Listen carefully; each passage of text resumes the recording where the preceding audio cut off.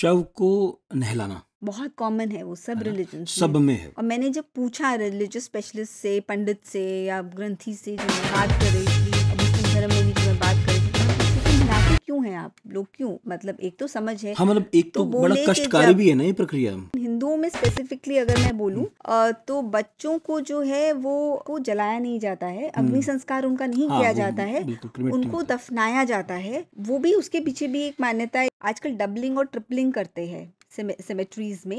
Same family members को आप 3 लोगों को एक साथ कर सकते हैं। तो डबलिंग इज 2 लोग जो फैमिली मेंबर्स हैं वही खोद के ऊपर उसको उनको वहां पे दफनाया जा सकता है, उसके बाद एक और को भी। तो डबलिंग और ट्रिपलिंग बोलते हैं इस मेथड को। जब हम इस दिशा में बढ़ते हैं पता करने की कौन कैसे अंतिम संस्कार करता है, तो कोई तो दफनाता है, कोई जलाता है, ज्यादातर तो दफनाए और जलाए जाते हैं। इस सब के बीच में जब आपने अलग अलग धर्मों के बारे में जानना चाहा कि लास्ट राइट्स रिचुअल्स क्या होते हैं, आपको सबसे ज्यादा प्राकृतिक क्या लगा? क्योंकि अंततः तो उद्देश्य सबका एक है कि जो 5 तत्वों से शरीर बनता है सब उसमें विलीन हो जाए। सबसे ज्यादा नेचुरल क्या लगा? टावर ऑफ साइलेंस की आप बात कर रही थी, आप गई हिंदुस्तान में, तो चूंकि पारसी बहुत कम है तो मेरा ख्याल है कि बहुत कम ही लोगों ने देखा होगा। अलाउड नहीं है अंदर जाना। मैंने आपको बोला ना कि सिर्फ पॉल बेयरर्स जो होते हैं, नासुसलास, वही अंदर जा परिवार सकते हैं, जाता है अंदर, नहीं जा सकते। अगर किसी फिल्मी हस्ती का निधन हो जाए तो जो लोग जुटते हैं उनके घरों पे, तो हमारे यहाँ जब फुटेज आती हैं तो में ज्यादातर लोग सफेद कपड़े पहनकर जाते हैं। बिल्कुल, बट आप अपने आसपास देखेंगे तो ऐसा जरूरी नहीं है कि नहीं सब होता। लोग सफेद कपड़े पहन के एकदम बैठेंगे और सफेद कुर्ता पजामा और सफेद साड़ी में आपको लोग दिखेंगे, ऐसा नहीं होता है। तो दूसरे पंडित जो है, आपके जो कुल पुरोहित होंगे या बाकी पंडित होंगे, वो ये दान नहीं लेते हैं 11वें दिन का, क्योंकि वो दान सिर्फ महापात्र ले सकते हैं। पाप के भागी भी पाक की भागी बनते हैं उस दान के साथ। उस दान के साथ। पढ़ाकू नितिन में हम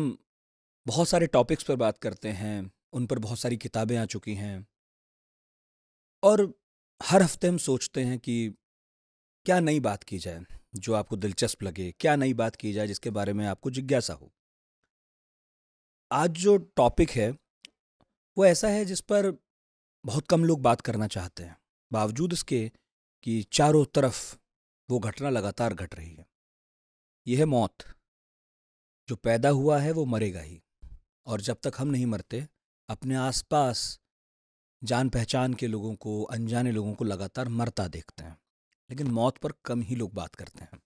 शमशान की तरफ कोई जाना पसंद नहीं करता है, कफन पर बात नहीं करते हम लोग। पुनर्जन्म पर बात होती है, पूर्व जन्म पर बात होती है तो कहानी, किस्सा, गप कुछ इस वे में करते हैं। लेकिन सीरियसली कभी मौत पर बात करना बड़ा अजीब सा लगता है। कुछ लोग घबराते हैं, कुछ लोग सोचते हैं अभी नहीं करते, कभी और करेंगे। लेकिन एक शख्स हैं जिन्होंने इस पर एक किताब ही लिख दी है। किताब लिखी है उन्होंने अंतिम संस्कारों के बारे में। अलग अलग धर्म में किस तरह अलग अलग ढंग से अंतिम संस्कार किया जाता है। ये बहुत इंपॉर्टेंट है, इसलिए क्योंकि हिंदू धर्म में भी जो सारे संस्कार हैं उसमें जो अंतिम संस्कार कहा जाता है, इसीलिए अंतिम है क्योंकि आपका शरीर समाप्त हो जाता है। संस्कार ज्यादातर शरीर के साथ जुड़े हैं। लेकिन बाकी धर्मों में भी लोग तो मरते ही हैं, और जब मरते हैं तो शरीर को विदा करने की अपनी अपनी ढंग है, अपने अपने तरीके हैं, प्रक्रियाएं हैं। तो सबको एक किताब में समेटा है मीनाक्षी दीवान ने। मीनाक्षी दीवान पेशे से रिसर्चर हैं, रिसर्च करती हैं, लिखती भी हैं, और बहुत सारे अखबारों में उनके लेख छपते हैं। पर ये जो किताब है ये अलग इसीलिए है क्योंकि ये मौत के बारे में है, जिस पर मैंने तो कम से कम कोई किताब अपने आसपास अभी तक तो देखी नहीं है। हार्पर कॉलिंस से किताब आई थी, मेरा विशेष आग्रह था मीनाक्षी से कि वो आएँ और इस पर बात करें, बताएं हमें कि अलग अलग ढंग से कैसे अंतिम संस्कार किए जाते हैं, कौन ज़्यादा प्रकृति के करीब है, कौन सा ज़्यादा पुराना है, और आपस में क्या समानताएं हैं और क्या असमानताएं भी हैं। तो मीनाक्षी, सबसे पहले तो आपका बहुत बहुत स्वागत है। और पहला सवाल हर कोई यही जानना चाहेगा कि आपने ये टॉपिक चुना क्यों? बहुत सारे टॉपिक थे आपके खाते में, तो आप तो रिसर्च कर रही हैं इतने बढ़िया टॉपिक पर, एक किया है आपने जेएनयू से, फिर मौत। ये कुछ लोग तो कहते होंगे आपके आसपास के भी कि बहुत ही अजीब है, मत करो। थैंक यू नितिन, आपको इस टॉपिक में इंटरेस्ट आया सबसे पहले तो। तो ये कहानी शुरू हुई 2019 से। 2019 में मेरे पापा की डेथ हुई। जब तो हम 2 बहनें हैं, तो हम 2 बहनें मिलकर उनका अंतिम संस्कार और उससे जुड़े सारे रिचुअल्स कर रहे थे। तो बहुत सारे सवाल दिमाग में आ रहे थे। रिचुअल्स तो हम कर ही रहे थे, लेकिन समझ नहीं आ रहा था कि क्यों कर रहे हैं। जैसे मुझे याद है कि मैं जब पापा का जो हमें वर्कर वहाँ पे डेथ वर्कर थे, जो हमें मदद कर रहे थे पापा के अंतिम संस्कार में, लकड़ियाँ वगैरह लगा रहे थे। शंभू उनका नाम था, मुझे अभी भी याद है। आँखें उनकी एकदम लाल, ऐसे लगता था जैसे कुछ चढ़ी हुई आँखें हैं। तो मुझे लगता था कि क्यों शंभू की आँखें लाल क्यों हैं? ऐसा दिमाग में आया उस समय। बाद में भी जब हम गए अस्थि संचयन के लिए, तभी भी हमने देखा कि शंभू हैं वहाँ पे, मदद कर रहे हैं, और वैसे ही ऐसे लगता था कि नशे में हैं कुछ। तो ये सवाल एक रह गया ज़हन में। उसके बाद फिर हम लोग हरिद्वार गए, उधर हमने पापा की अस्थियों को बहाया और सारे उसके अराउंड जो भी रिचुअल्स थे वो किए। फिर जब पिंडदान से जुड़े हम लोग काम कर रहे थे, तो भी एक पंडित आए हुए थे घर में, उनसे भी बातचीत हो रही थी। तो मैंने उनसे पूछा, ऐसी क्यूरियोसिटी आई कुछ, तो मैंने पूछा, मैंने कहा अच्छा आप बताइए, आप बाकी काम भी करते हैं, मुंडन भी करते हैं आप? नहीं नहीं नहीं नहीं, एकदम से बोले, नहीं शुभ काम हम नहीं करते, हम सिर्फ अंतिम संस्कार से जुड़े काम करते हैं, मृतक से जुड़े काम करते हैं। तो मैंने बोला अच्छा, तो मैंने कहा आप पंडित ही हैं तो फिर आप सिर्फ, नहीं तो हम सिर्फ मृतक से जुड़े ही काम करते हैं। तो ये सवाल एक रह गया। अब एज अ रिसर्चर आपके दिमाग में अगर ऐसा सवाल रह जाए, तो आप तो उसको बाद में समझने की कोशिश ज़रूर करेंगे कि ऐसा क्यों, कि किस किस किस तरह के पंडित हैं, कौन कौन क्या क्या काम करता है, तीर्थ पुरोहित का क्या काम है, ये सारे सवाल रह गए। फिर उसके बाद आई पेंडेमिक की सेकेंड वेव, जब ये एकदम हमारी पूरी कॉन्वर्सेशंस इसके अराउंड होने लगी, और पेपर में खबरें आ रही हैं कि जगह नहीं है दफनाने के लिए, और क्रिमेशन के लिए जगह की किल्लत है, क्या करें? बाहर में भी फुटपाथ्स के आसपास भी जो क्रिमेशन शमशान है, वहाँ भी पायर्स बना रहे हैं, मेकशिफ्ट पायर्स बना रहे हैं। ये सब हम लोग पढ़ रहे थे। तब समझ आया कि इस पे कुछ लिखा जाना चाहिए, और आपदा के समय में क्या-क्या किया जाता है, वो भी सवाल आए दिमाग में कि क्या कर रहे हैं लोग? अगर अभी हम ये सिचुएशन फेस कर रहे हैं, पूरी दुनिया में है, ये सेंटर स्टेज पे आ गई डेथ वर्क उस समय में, और ये एक पब्लिक हेल्थ की भी ज़रूरत लगी उस समय में कि इसके बारे में कुछ किया जाना चाहिए। बस वहीं से ये सफ़र शुरू हुआ और इस किताब का आइडिया आया, और मैंने हार्पर कॉलिन्स को अप्रोच किया, और ये आइडिया आज ये किताब के रूप में आपके सामने आ गया है।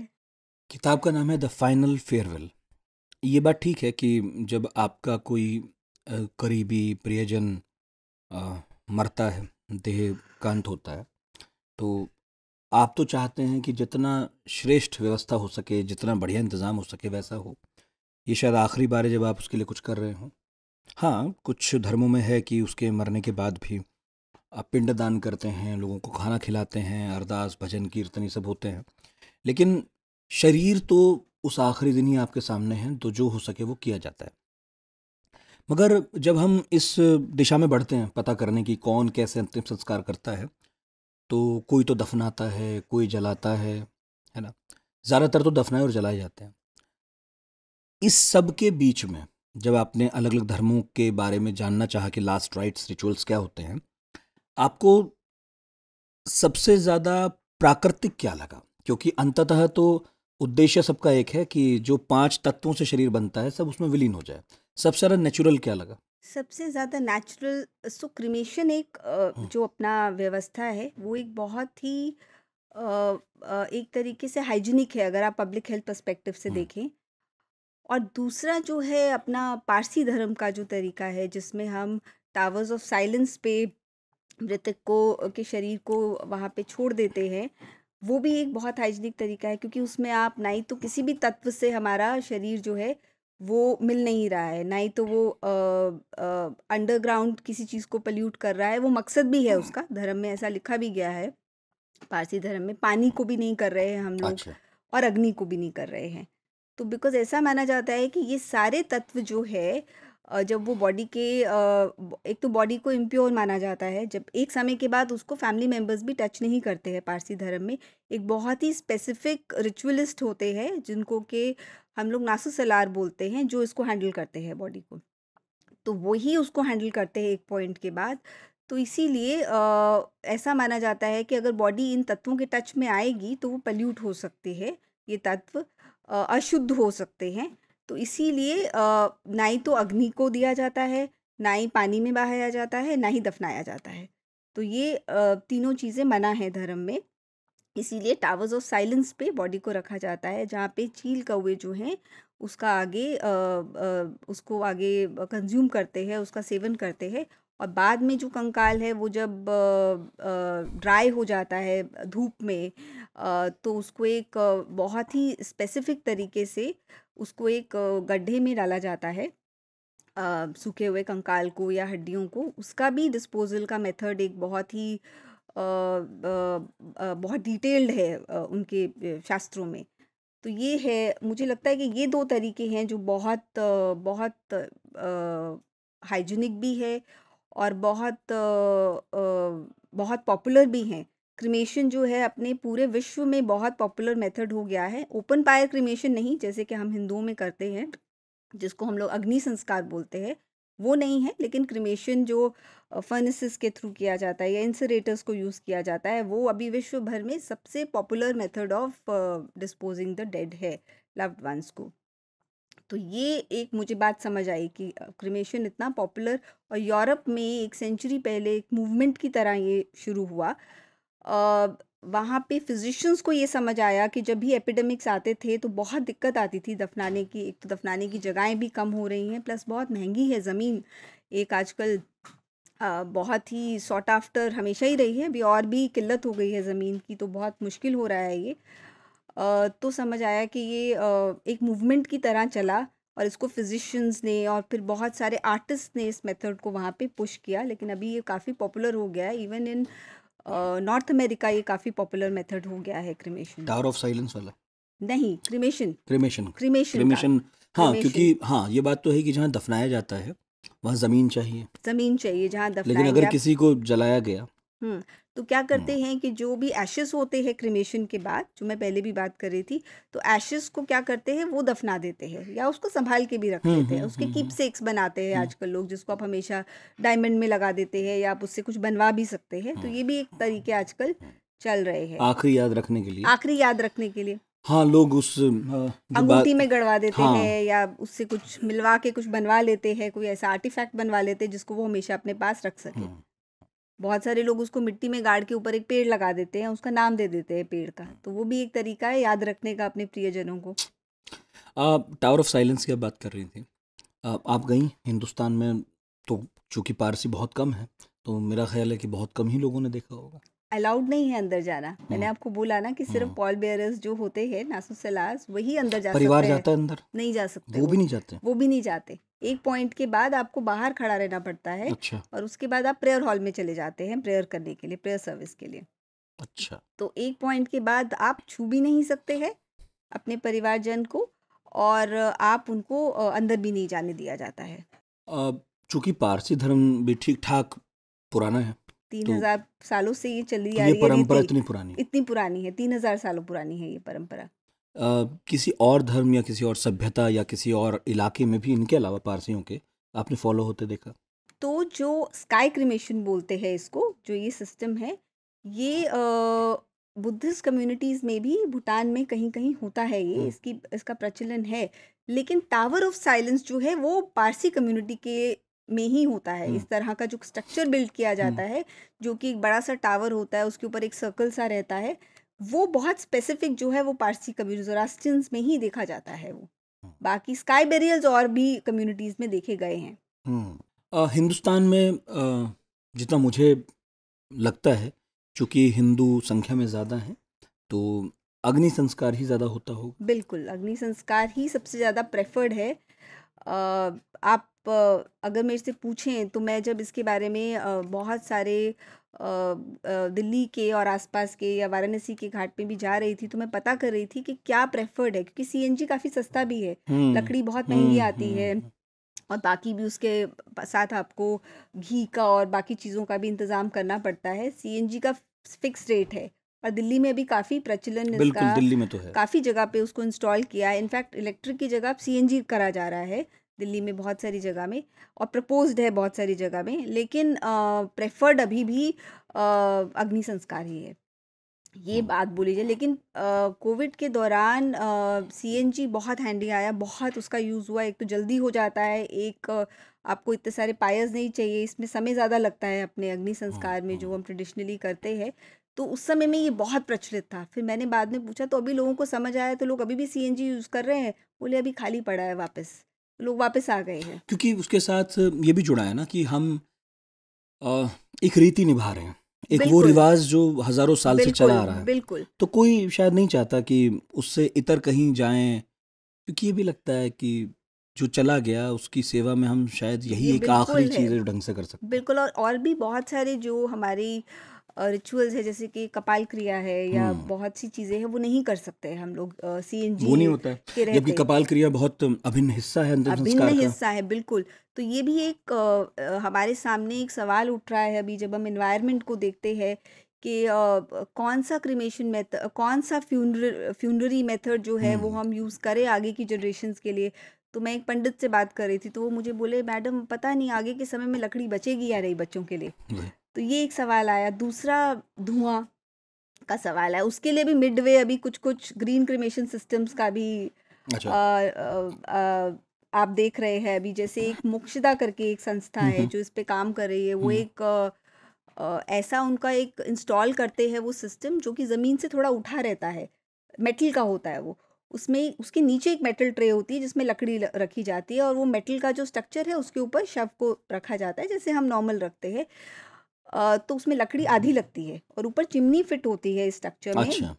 पर ये फिक्स स्ट्रक्चर है और इसको लगाने में भी खर्चा आता है, बट ये इन्वायरमेंट फ्रेंडली है क्योंकि इसमें लकड़ी कम लगती है। लकड़ी कम लगती है। तो ये भी नए मेथड समझ रहे हैं, लेकिन इसका भी रिसेप्टिवनेस भी उतनी नहीं है। लेकिन हाँ, लोग अभी कर रहे हैं। मैं जब गई थी, जैसे ग्रीन पार्क क्रिमेटोरियम में एक बार गई, तो वहाँ पे एक फैमिली आई हुई थी। तो वो बोले हम अस्पताल में थे, तो हमें किसी ने मोक्षदा सिस्टम के बारे में बताया, तो हमें लगा ये अच्छा है। पढ़ी लिखी फैमिली थी और इकोनॉमिकली भी ठीक ठाक लग रहे थे। बोले लेकिन हमें लगा कि हम अपने पर्यावरण के लिए कुछ करें साथ में। तो उन्होंने मोक्षदा सिस्टम को ऑप्ट किया, पर इसकी अवेयरनेस भी रेज करनी हमें ज़रूरी है। ये दूसरी बात है। बिल्कुल। तो एक तो ये चिंता हो गई कि प्रकृति में बड़ा नुकसान पहुंच रहा है अगर हम परंपरागत ढंग से दाह संस्कार करें। दूसरी तरफ मुस्लिमों और ईसाइयों के साथ ये समस्या पैदा हो रही है कि ज़मीन कम है। ज़मीन कम है, क्योंकि हर कोई मतलब जो ठीक ठाक संपन्न परिवार का वो चाहता है कि अगर किसी को दफनाया जाए तो ऊपर एक हम पक्की कब्र बना लें, जो बाय द वे इस्लाम में तो इस्लाम में नहीं मना अलाउड है, मना हाँ। है। तो अगर बना भी लेता पहले कोई तो बना सकता था, ज़मीन थी। पर अब तो वो भी एक समस्या है। वो भी समस्या तो है। वहाँ भी किसी तरह के विकल्प खोजे जा रहे हैं क्या? अभी जैसे मैं बात कर रही थी, एक फ्यूनरल डायरेक्टर हैं दिल्ली में, उनकी फैमिली बहुत सालों से इसी काम में हैं, तो काफ़ी नॉलेज भी है और एक्सपीरियंस भी पीछे से काफ़ी आता है। तो वो बता रहे थे कि आजकल डबलिंग और ट्रिपलिंग करते हैं सेमेट्रीज में। सेम फैमिली मेंबर्स को आप 3 लोगों को एक साथ कर सकते हैं। तो डबलिंग इज 2 लोग जो फैमिली मेंबर्स हैं, वही खोद के ऊपर उनको वहाँ पे दफनाया जा सकता है। उसके बाद एक और को भी, तो डबलिंग और ट्रिपलिंग बोलते हैं इस मेथड को।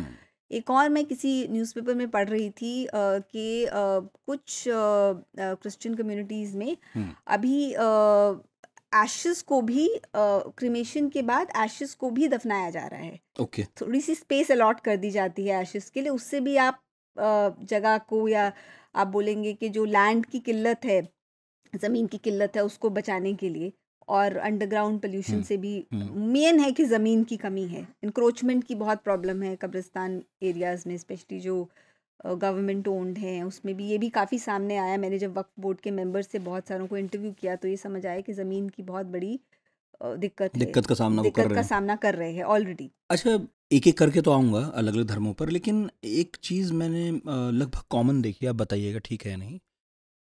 बच्चों का क्रिमेशन उस तरह से नहीं किया जाता जैसे बड़ों का किया जाता है।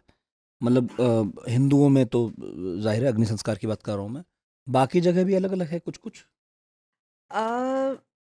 जैसे हर धर्म में अलग अलग है, जैसे मैं आपने पूछा अभी, लेकिन हिंदुओं में स्पेसिफिकली अगर मैं बोलूँ तो बच्चों को जो है वो को जलाया नहीं जाता है, अग्नि संस्कार उनका नहीं किया जाता है, उनको दफनाया जाता है। वो भी उसके पीछे भी एक मान्यता है। एक तो बच्चों का कोमल शरीर माना जाता है, तो अग्नि को नहीं देंगे। दूसरा, उनके अटैचमेंट्स नहीं है बच्चों के, तो मोह माया नहीं है बच्चों की अभी, तो उनके लिए अग्नि संस्कार जरूरी नहीं आवश्यक समझा, नहीं है। आवश्यक हाँ। नहीं समझा जाता है। बच्चा किस उम्र तक मानते हैं? 2 साल से, जो 2 साल या 2 साल से कम के हैं उनको वो दफनाया जाता है। ओके। तो पर तो हम ऐसा मानते हैं कि अग्नि संस्कार सबके लिए किया जाता है हिंदू धर्म में, वो सही नहीं है। नहीं है। क्योंकि जो अपने सन्यासी हैं उनका भी, जैसे आपने ये सवाल पूछा, उनका भी हम लोग अग्नि संस्कार नहीं नहीं करते करते। हैं। तो ये भी एक बहुत सारे लोगों को ये पता नहीं है कि ये अलग है। हिंदू धर्म में भी अग्नि संस्कार सबका नहीं किया जा सकता, जैसे बच्चों का, हमारे सन्यासी हैं उनका, हाँ, तो वो अग्नि ये छूते ही नहीं। अग्नि छूते ही नहीं है वो, हाँ, उन्हें भी या तो दफनाया जाएगा या फिर उन्हें प्रवाह किया जाता है उनका, हाँ जल प्रवाह हो जाता जल है। प्रवाह हो जाता है। तो उन्हें भी नहीं करते। और भी किसी धर्म में है जहाँ बच्चों के लिए अलग व्यवस्था हो? नहीं, बाकी धर्मों में तो मुझे नहीं, मैंने नहीं पढ़ा है। हो सकता है अलग हो, लेकिन मेरे सामने नहीं आया है। ठीक है। जलाते कहाँ कहाँ? जैसे हिंदू धर्म में तो हमने समझ लिया, उसके अलावा और किसी धर्म में? बुद्धिस्ट में जलाते हैं, दाह जैनिज्म में अच्छा, अपना आग लगाते करते हैं हैं, उसमें। अग्नि संस्कार करते हैं। और सिख धर्म में करते हैं अग्नि संस्कार, शुरू से अग्नि संस्कार ही किया जाता है। लेकिन सिख धर्म में एक बहुत इंटरेस्टिंग बात है, वो कहते हैं अगर कोई आपदा है तो ज़रूरी नहीं है कि आप अग्नि संस्कार ही करेंगे, आप प्रवाह भी कर सकते हैं या कोई और मेथड भी आप कर सकते हैं। क्योंकि ये आपदा के बाद, पेंडेमिक के, कोरोना काल के बाद, जब मैं इंटरव्यू कर रही थी तब ये बात मेरे जहन में आई, तो मैंने पूछी। तो काफ़ी सिख ग्रंथियों से मेरी बात हुई, तो वो बोले ऐसा कुछ फिक्स्ड उस समय के लिए नहीं होता है, आप उनको प्रवाह करिए और आप अंतिम अरदास पढ़ दीजिए तो बस हो गया। तो ऐसा कोई हार्ड एंड फास्ट उस समय के लिए नहीं है। पर ये अग्नि संस्कार इन सब रिलीजन्स में होता है, हिंदुओं के अलावा भी। और कुछ अलग है सिख धर्म में हिंदू धर्म से अलग?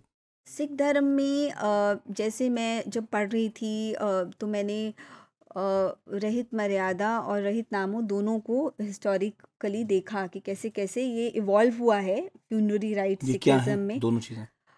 तो रहितनामा एक कोड ऑफ कंडक्ट था, जो कि जब खालसा फॉर्मेशन हो रही थी तब बताया जा रहा था कि आपको लाइफ साइकिल रिचुअल्स में क्या क्या फॉलो करना है। तो फ्यूनरी राइट्स का भी उसमें मेंशन है। अच्छा, अलग से नियम बना? अलग से नियम है, मेंशन है। और फिर रहित मर्यादा तो जो हमारा खालसा ट्रेडिशन है उसका एक डॉक्यूमेंट है जो हमें बताता है सारे लाइफ साइकिल रिचुअल्स कैसे फॉलो करे जाने चाहिए। तो ये दो हैं। तो उसमें मेंशन है कि आप जैसे मृतक के शरीर को आपने सीधा बेड से ज़मीन पे रखना, जैसे हिंदुओं में रखते हैं, वो ज़रूरी नहीं है, आप उसको कहीं भी रख सकते हैं। बेड से उतारना उसी समय जैसे ही मृत्यु हुई है वो ज़रूरी नहीं है, आवश्यक नहीं है। अच्छा। दूसरा, आप अरदास का बहुत बड़ा रोल देखने में आता है। अंतिम अरदास पढ़ी जाती है, आनंद साहब पढ़ी जाती है उसमें।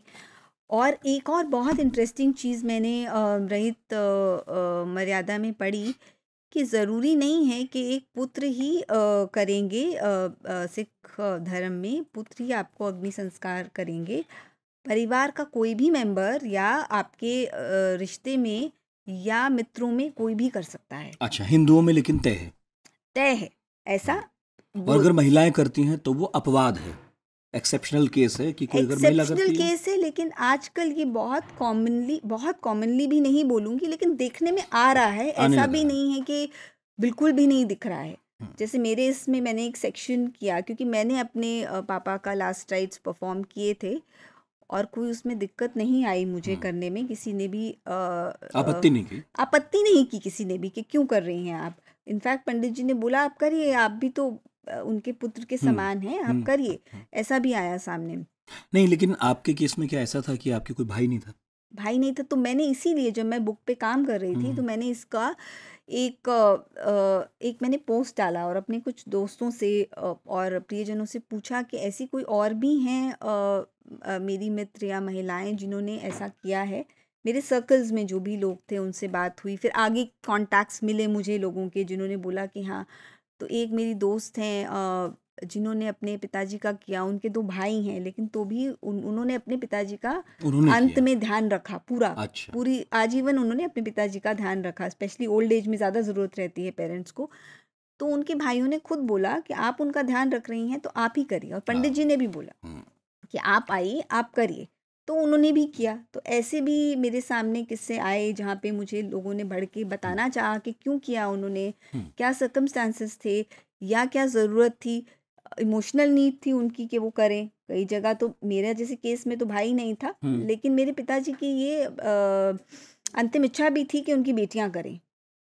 मेरे कज़न्स हैं, मेरे चाचा हाँ हैं, बिल्कुल, नहीं तो वो वो करते भी हैं। कर सकते हैं, बिल्कुल, लेकिन उनकी अंतिम इच्छा थी कि मेरी बेटियां करें, बेटियां ही करें। बेटियां ही करें। तो इसीलिए भी कोई आपत्ति आई भी नहीं इस बात में कि लड़कियां क्यों कर रही हैं। और पर सिखों में भी इस बात की कोई आपत्ति नहीं है? नहीं है, आपत्ति नहीं, नहीं क्योंकि है। लिखा भी है रहित मर्यादा में। तो पर कितना होता है मुझे नहीं पता है, हाँ, उसके लिए आपको एक अलग लेवल का रिसर्च या डेटा चाहिए, वो मेरे पास नहीं है। लेकिन हाँ, आपत्ति तो नहीं है। एक चीज मैं लगभग सभी में देख रहा था, फिर मैं बौद्ध और जैन पर भी आऊंगा। शव को नहलाना, बहुत कॉमन है वो सब है ना? रिलीजन्स में। सब में है।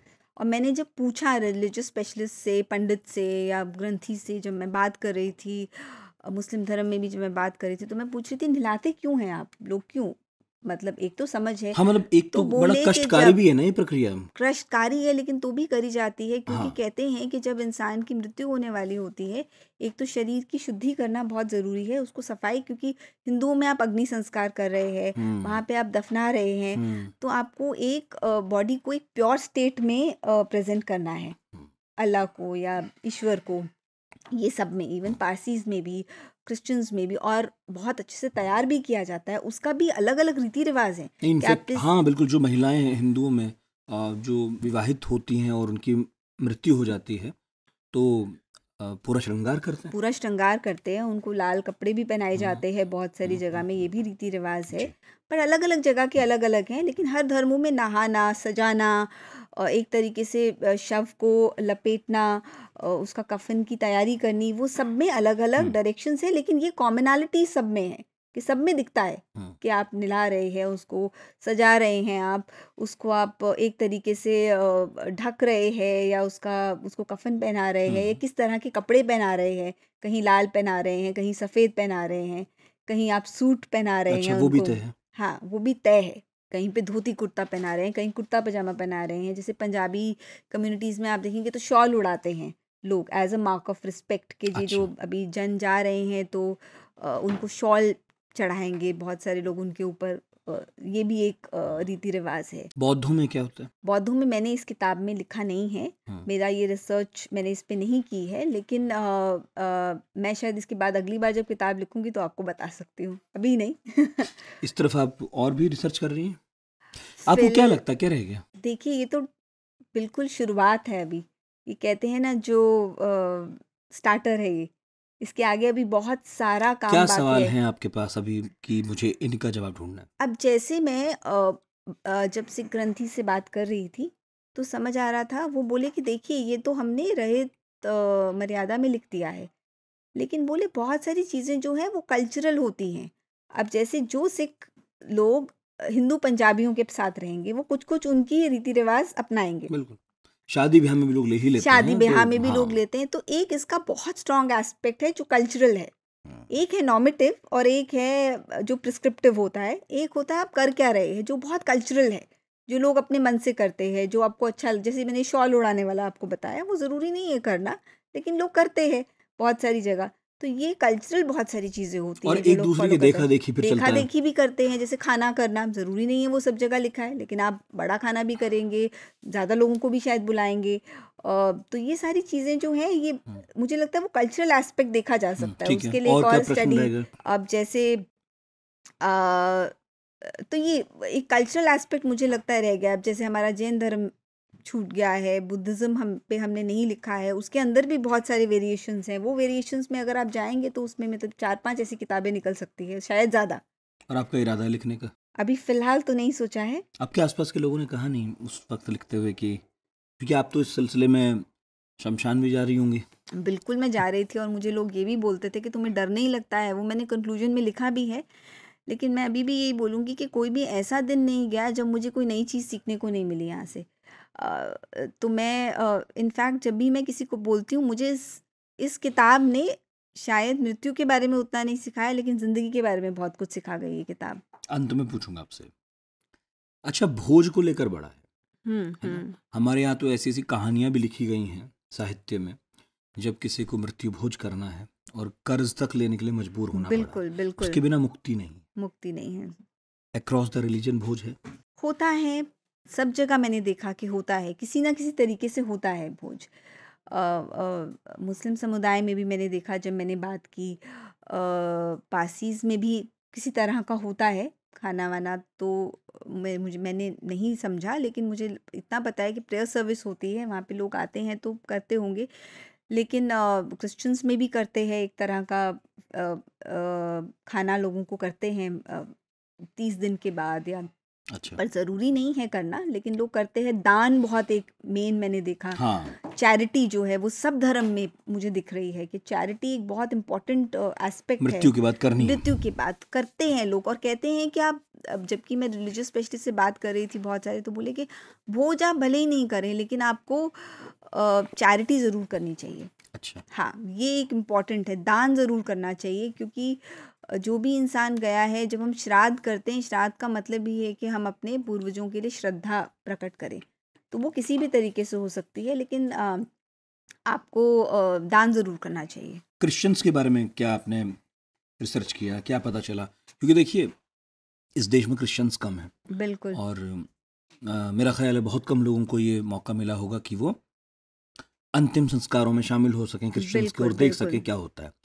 हम जो देखते हैं, हमारे सामने तस्वीर क्या है कि किसी मूवी में देख लिया, काले कपड़े पहन के, हैट पहन के, बड़े साफ सुथरे, जैसे पार्टियों में जा रहे हो, वो ऐसे जाते हैं और दफन कराते हैं, लौटते हैं, लौटते हुए लोग और कई बार अच्छी बातें भी कहते हैं मरने वाले के बारे मेमोरियल में। हाँ, सब वो हमारे यहाँ अधिकतर हिंदुओं में ऐसा देखने को कम मिलता है।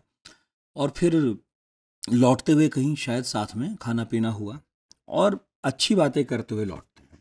क्या ये भी कल्चरल है या ये भी उसी संस्कारों का कोई हिस्सा है जो ईसाइयों में पॉपुलर है? कल्चरल है बहुत। मुझे लगता है कि ये हर जगह आप देखेंगे ये अलग दिखेगा आपको।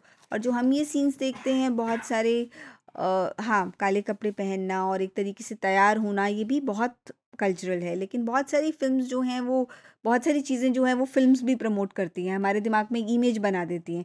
इवन हमारे अच्छा लगना चाहिए, वो सीन अच्छा लगना चाहिए, तो वो एक इमेजेस पॉपुलर मीडिया हमारे दिमाग में भी क्रिएट करता है, जो कुछ हद तक सही होता है और कुछ हद तक नहीं भी होता है। जैसे फिल्मों में बहुत सारी बार हमारे यहाँ सफ़ेद कपड़े पहनते हैं। सफ़ेद कपड़े आप देखेंगे फिल्मों में, आप एकदम सलीके से लोग सफ़ेद कपड़े पहन के आते हैं। नहीं, इनफैक्ट अगर किसी फिल्मी हस्ती का निधन हो जाए तो जो लोग जुटते हैं उनके घरों पे, तो हमारे यहाँ जब फुटेज आती हैं तो मैं ज़्यादातर लोग सफ़ेद कपड़े पहन कर जाते हैं। बिल्कुल, बट आप अपने आसपास देखेंगे तो ऐसा ज़रूरी नहीं है कि सब लोग सफ़ेद कपड़े पहन के एकदम बैठेंगे और सफ़ेद कुर्ता पजामा और सफ़ेद साड़ी में आपको लोग दिखेंगे, ऐसा नहीं होता है। लोग हल्के रंग के कपड़े पहनते हैं। उस समय में कभी कभी आपको ध्यान भी नहीं आता है कि आप क्या पहन के जा रहे हैं, आपके सामने जो आ रहा है। हाँ, पर आप इतना ज़रूर ध्यान रखेंगे कि बहुत चमकीले कपड़े नहीं पहने, चटक रंग नहीं पहने, लेकिन ऐसा कुछ हार्ड एंड फास्ट रूल नहीं होता है। बट हाँ, वो फिल्मों में थोड़ा सा उसको पॉपुलर मीडिया में उसको दिखाया जाता है उस तरीके से। वो इमेजेस भी रह भी जाती हैं हमारे दिमाग में हमेशा, जब हम बड़े हो रहे हैं, या हमें लगता है ये ऐसे ही होता है। पर ज़रूरी नहीं है, कल्चरल है हर जगह वो भी। हाँ, तो हम ईसाइयों के बारे में बात कर रहे थे। तो ये मैंने जब मेरे फ्यूनरल डायरेक्टर्स जिनको मैंने इंटरव्यू किया, जब मैं उनसे बात कर रही थी, तो वो बोला हाँ, जैसे कि हम देखते हैं कि आजकल जो कॉफिन्स हैं उसका भी डिज़ाइनिंग किया जाता है, उसमें लकड़ी किस तरह, क्योंकि वो भी लाखों करोड़ों में आते हैं। इंडिया में उतना नहीं है, बाहर में तो बहुत ज़्यादा है इसका, कि कौन से ब्रांड का आप वॉलमार्ट से कहाँ से ऑर्डर करके ले रहे, इसका बहुत ज़्यादा है। तभी फ्यूनरल्स के ऊपर बहुत पैसे भी खर्च होते हैं, ज़मीन की नहीं, सिर्फ आप कितने उसको पॉम्प एंड शो के साथ कर रहे हैं। तो ये जो मतलब जो ताबूत जो होता है वो साथ में ही दफन किया जाता है। हाँ, साथ में ही किया जाता है। तो कितना महंगा हो, किस लकड़ी का हो, उसका डिजाइन अंदर पैडिंग होती है, मायने रखता है। वो पैडिंग होती है उसकी बाकायदा अंदर से, उसके ऊपर कौन सी लकड़ी आप यूज कर रहे हैं, प्लाईवुड यूज कर रहे हैं, टीक की लकड़ी यूज कर रहे हैं, वो भी एक उसके अराउंड एक इकोनॉमिक्स है। क्या ये स्टेटस सिंबल है? बिल्कुल है स्टेटस सिंबल। अच्छा, मतलब कोई नियम नहीं है, लेकिन केवल स्टेटस के लिए। स्टेटस, देखो कॉफिन तो होगा ही, वो तो एक बेसिक वो नियम है, लेकिन आप किस तरह का कॉफिन चाहेंगे, मुझे लगता है स्टेटस सिंबल भी है और इसके अराउंड इमोशंस भी बहुत सारे जुड़े हैं। आपको लगता है ये आखिरी बार है जब आप अपने खर्च करना है, जब आप अपने प्रियजन के ऊपर खर्चा करेंगे, तो आप थोड़े ओवरबोर्ड भी हो जाते हैं बहुत सारी बार। आपको लगता है ये भी कर लें, हम ज़्यादा अच्छा खाना भी कर दें, भले ही हमको कभी-कभी इसके लिए थोड़ा पैसा भी लोन लेना पड़े। तो दोनों चीज़ें हैं, स्टेटस सिंबल भी है और इमोशंस भी बहुत अटैच्ड हैं इससे हमारे। तो और क्या रिवाज होता है फिर उनमें? रिवाज ये होता है कि आप प्रेयर सर्विस होती है, आप चर्च को इन्फॉर्म कर देते हैं, उसके बाद चर्च आगे आपका इंतज़ाम करता है और फिर अच्छा, वहाँ चर्च का रोल होता है? चर्च का रोल होता है। जैसे हमारे मंदिरों का नहीं होता? हाँ, चर्च का रोल होता है। आप अपने जो प्रीस्ट हैं उनको इन्फॉर्म करेंगे, फिर वो आगे आपकी सर्विस यानी के लिए हर व्यक्ति किसी ना किसी चर्च से जुड़ा होगा? जुड़ा होगा ज़रूर। तो वो आगे आपका सारा आपके लिए इंतज़ाम कराएँगे, सर्विस का इंतज़ाम कराएँगे, जगह का इंतज़ाम होता है। पहले से भी बहुत सारे लोग बुक करके रखते हैं इसको कि ये स्पेस रहेगी। तो ये स्टेप्स हैं कुछ। उसके बाद फिर आगे है किस तरह के कपड़े पहनाए जाएँगे, किस तरह का कॉफ़िन डिज़ाइन किया जाएगा, किस तरह से सजाया जाए। शव के लिए भी कुछ है? बिल्कुल अलग-अलग कम्युनिटीज़ क्रिश्चियन समुदाय में भी अलग-अलग रहेगा। अच्छा, वो भी अलग-अलग करते वो हैं? भी अलग-अलग हो सकता है, लेकिन ज़्यादातर तैयार किया जाता है। सूट-बूट पहनाया जाएगा ओके। उनको। मतलब जो भी उनके अच्छे फॉर्मल क्या कपड़े हैं। कपड़ों के साथ दफनाया जाएगा? हाँ, कपड़ों के साथ। कपड़ों के साथ। और अलग-अलग आप जैसा कह रही हैं, मैं समझ पा रहा हूँ कि कैथोलिक्स हम्म में, प्रोटेस्टेंट्स में और भी जो अलग-अलग काफ़ी तो कॉमन है, लेकिन कुछ-कुछ डिफरेंसेस आपको दिख सकते हैं। जो मुख्य मैंने तौर बोला पर जैसे? कल्चरल, मुख्य तौर पे तो फॉर्मल कपड़े पहनाए जाते हैं, जो मुझे समझ आया है मेरी बातचीत से और पढ़ने से। तो ये समझ आया है कि फॉर्मल कपड़े पहनाए जाते हैं, सूट पहनाया जाएगा, पैंट कोट पहनाया जाएगा, ऐसा है, समझ आता ठीक है। है। जैसे हम पुराने पिरामिड्स में देखते हैं, जब पुराने शव निकलते हैं, जो मम्मीज़, तो जो अब तक समझा पड़ा वो तो ये है कि ये तो कोई बड़े लोग थे, तो संपन्न थे, इसलिए जब इनके लास्ट राइट्स किए गए तो उनके साथ वो चीज़ें भी रखी गईं जो जीवन भर इनके काम आती रही, है बिल्कुल। ना?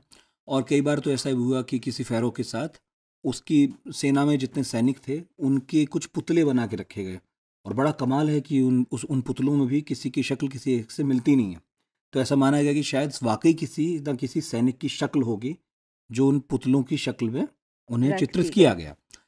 तो ये तो संपन्न लोगों के साथ हुआ होगा, लेकिन हिंदुस्तान में भी कई जगह खुदाई हुई हैं, और वहाँ भी अगर कोई खुदाई में निकला शव तो उसके साथ बर्तन निकले, बिल्कुल। जेवर निकले, तलवारें निकली। हुँ। क्या अभी भी कहीं ऐसा होता है कि मरने वाले के साथ उसकी प्रिय चीज़ें या उसकी इस्तेमाल की गई चीज़ें, या ये मानते हुए कि परलोक में काम आएंगी, वैसी चीज़ें रखी जाती हैं? क्रिश्चियन समुदाय में कॉफ़िन के साथ रख सकते हैं आप। अगर आपको लगता है कि आपको कुछ फ़ोटो रखने की ज़रूरत है या उनकी कोई बहुत प्रिय चीज़ रखने की ज़रूरत है, तो रखते हैं लोग। ये मैंने पढ़ा और सुना है।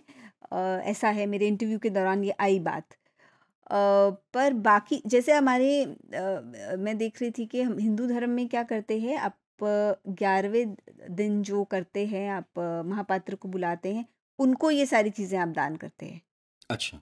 आप बिस्तर हाँ, भी देते हैं, उनको हाँ। बर्तन भी देते हैं, तो ऐसा मानते हैं कि आप जो भी हमारे प्रियजन गए हैं, ये मीडियम है, जिनके थ्रू वो इनकी मदद करेंगे ऊपर जाने के लिए। तो ये सामान शायद उनको लग सकता है, ऐसी समझ है। तो आप महापात्रा उनका ज़रिया बन जाते हैं, क्योंकि तब हाँ, तक वो मतलब प्रेत ब्राह्मणों है, को दान देने का मतलब ये मान लिया गया कि हम इन्हें देंगे तो वहाँ जाएगा। वहाँ जाएगा। और वो पाप के भोगी भी बनते हैं, ऐसा माना जाता है। तो दूसरे पंडित जो है, आपके जो कुल पुरोहित होंगे या बाकी पंडित होंगे, वो ये दान नहीं लेते हैं 11वें दिन का, क्योंकि वो दान सिर्फ महापात्र ले सकते हैं। पाप के भागी भी पाप के भागी बनते हैं उस वो दान के साथ, उस दान के साथ। और दान लेने के लिए तो बहुत भीड़ उमड़ती है। पर ऐसा भी मानते हैं कि मैं हमारे किसी साथी हैं सूरज, इनके अभी दादाजी का निधन हो गया था, तो ये बता रहे थे मुझे कि इन्होंने बहुत भारी मात्रा में दान दिया और दान के लिए बहुत भीड़ उमड़ी। पर आप जो अच्छा, अभी कह रही हैं कि उसके साथ पाप भी लेना पड़ता है, पाप के भागी बनते हैं। तो पता नहीं सूरज ने बताया था कि नहीं उन्हें। तो ये है, नहीं, वो पंडित पाप के भागी बनते हैं। वही मैं कह रहा हूँ हाँ, हाँ, तो उनको कि आप पता ये है, तो ले रहे हो, पर लेकिन वो साथ उनका में ये दिन भी है, है। वो उनका दिन है, क्योंकि वो और किसी दिन दान नहीं ले अच्छा, सकते। पर एक चीज़ ये भी है ना, शायद इसके पीछे भावना भी रहती होगी हम्म, कि अगर हम नहीं लेंगे हम्म, तो लगेगा नहीं, मतलब जो मान लिया लगेगा गया, नहीं। तो लाइए पाप भी ले लेंगे आपके लिए। ले लेंगे वो कहते हैं। तो मैं एक पंडित से बात करी थी, बोली देखो बाकी सारे कर्म तो हमारे दूसरे पंडित करते हैं, ये कर्म हमारा है। तो ये कर्म में हम ये दान लेते हैं और कहते हैं ये हमारा काम है, ये हमारा काम है, हम नहीं इसके अलावा करेंगे कुछ तो और भी नहीं कर रहे हैं। हाँ, ये हमारा धर्म है, हमको ये करना है, ये भी एक मान्यता है, हम नहीं करेंगे तो कौन करेगा। अच्छा, हमारे यहाँ तो ठीक है, हिंदू धर्म में परलोक की अवधारणा है, लेकिन इसके अलावा भी कुछ धर्मों में उसी अवधारणा के तहत सामान रखे जाते हैं क्या? जैसे मसलन इस्लाम में तो ये माना जाता है कि आप कब्र में ही इंतजार करेंगे कयामत के दिन का, बिल्कुल और बिल्कुल उस दिन तक आप वहीं हैं, वही है, है ना? बिल्कुल ये अलग बात है कि अब कब्रों को जो है रीयूज किया जाता है। रीयूज किया जाता है। ये है धारणा, बिल्कुल है, ये आप सही मान रहे हैं, ये ऐसा है। और ऐसा भी माना जाता है कि कुछ दिन के बाद मृत्यु के 2 एंजल्स आती हैं, जिनके बहुत ही विविड डिस्क्रिप्शंस हैं, आप अगर देखेंगे तो। वो एंजल्स आती हैं, वो आपसे सवाल जवाब करती हैं, अगर आपके सवाल जवाब सही होते हैं तो आपकी कंफर्टेबल हो जाती है ग्रेव। अच्छा, हाँ, और ये किस धर्म में है? ये इस्लाम में अच्छा, माना जाता है। माना जाता है, तो आपकी ग्रेव कंफर्टेबल हो जाती है, आप उसमें आराम में रहेंगे। नहीं तो अच्छा, वो इतनी टाइट हो जाती है, अगर आपने सवालों के जवाब सही नहीं दिए उनके, तो बिल्कुल टाइट हो जाती है, सांस लेना भी मुश्किल हो जाता है। कब्र में पीड़ित रहेंगे आप। हाँ, तो मैं एक इस्लाम धर्म की किसी का इंटरव्यू कर रही थी, तो वो मुझे बोले कि अब हम जल्दी से करते हैं इसका इंतज़ाम, जो भी आगे हमें करना है, दफनाना है। मैंने बोला क्यों जल्दी क्यों है इतनी? बोले नहीं नहीं, आगे की परेशानियां भी तो है ना बहुत। तो जब मैंने उनसे आगे की परेशानियों के बारे में पूछा, तब उन्होंने मुझे ये बात बताई फिर। और फिर मैंने इसके बारे में और पढ़ा भी, पहले भी पढ़ा था, लेकिन फिर और पढ़ा कि आगे की परेशानियां बोल रहे हैं तो क्या मतलब है उसका। मतलब मरकर दफन होना ही नहीं है, हाँ, बल्कि इसके आगे भी प्रक्रियाएं सवाल हैं जवाब है आपका, जो उस मरे हुए व्यक्ति को झेलना है। झेलना है। हम्म, तो आपको एकदम अपने प्रिंसिपल्स के हिसाब से तो मतलब जीना कमाल है। देखिए कि आपसे बात करते हुए मुझे महसूस हो रहा है कि जो मर गया हम्म, उसकी यात्रा अभी बाकी है, बाकी है, जो पीछे रह गए उनकी भी बाकी रहती है, क्योंकि बाकी भी उसके रहती जाने है, के बाद की जो बिल्कुल प्रक्रियाएं हैं वो पूरी करते हैं। पूरी करती इनफैक्ट हिंदू धर्म में तो पिंडदान है, है। बिल्कुल, हर साल करते हैं लोग, हर साल तीर्थ स्थलों पर जाकर करते हैं लोग, श्राद्ध करते हैं। श्राद्ध करते हैं, 13वीं वगैरह तो है ही जो है। नहीं, श्राद्ध भी करते हैं, हाँ सालाना हाँ, श्राद्ध भी तो सालाना करते हैं, श्राद्ध करते हैं, सॉरी करते हैं। वही मैं कह रहा था। और अलग अलग जगहों पर जाकर करना, बिल्कुल, जिनमें गया वाराणसी है में या करना, हाँ गया में वाराणसी करना, है, जिसका भी जहाँ से पुष्कर है। पुष्कर है, बहुत सारी जगह में लोग जाके करते हैं। पेहवा है हम्म, हरियाणा में, वहाँ भी जाके लोग करते हम्म, हैं बहुत सारी बार। और धर्मों में भी है और धर्मों में भी हाँ, सालाना पूजा रहती है, वही। वही सालाना, उसका नाम अलग अलग हो हाँ सकते बिल्कुल। हैं, पर सालाना पूजा है। जैसे पारसी धर्म में भी है, उस दिन आप दान कर देंगे जैसे बाकी धर्मों में, पर कुछ कुछ रहता है। ऐसा कोई नियम है या नहीं वो मुझे नहीं पता, क्योंकि मैंने अभी यहाँ तक समझा है कि इस दिन तक क्या करते हैं, उसके कुछ समय के बाद तक क्या करते हैं। हम्म, बट हाँ, उसको भी देखा जा सकता है कि हम्म, साल भर के बाद आप क्या करते हैं। लेकिन एंसेस्टर वर्शिप जो है, आप देखेंगे पितृ पूजा। पितृ पूजा, या उसके अलग अलग नाम है, एंसेस्टर वेनरेशन बोलते हैं उसको, वो बहुत सारे कल्चर्स में अराउंड द वर्ल्ड आप देखेंगे।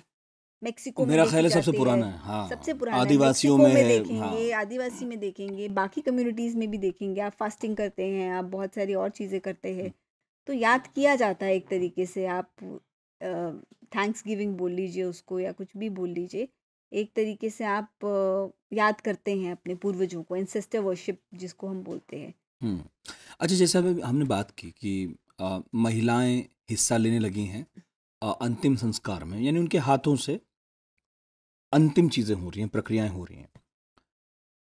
ईसाइयों में या मुस्लिमों में या अन्य धर्मों में भी क्या इस तरह का कोई परफॉर्म करने वाला चाहिए होता है, या फिर जिनकी ये जिम्मेदारी है वो लोग कर देते हैं? मतलब मोस्टली सब लोग आते हैं, साथ में आते हैं, जैसे हाँ, जब हम ग्रेव महिलाएं भी में। होती हैं?